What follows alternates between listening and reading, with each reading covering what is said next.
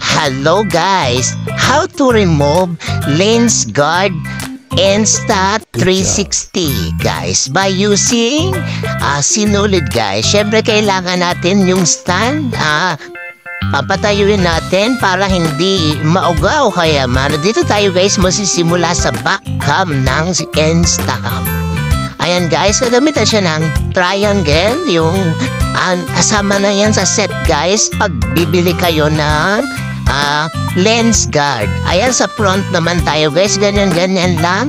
Medyo papaikutin nyo lang yung ginagamit natin na sinulid. Ayan, pag napaikot nyo na yan guys, syempre gagamitan nyo ulit ng triangle. Kasama yan sa set guys. Doon yun makikita. Ayan, tapos na natanggal na natin.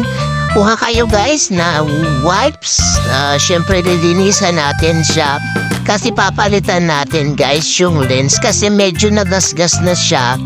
Kasi noong pumunta ako ng dagat, naiyan ako siya sa isang bato. Ayun, nagkaroon ng gasgas. Ayan kayo papalitan natin guys.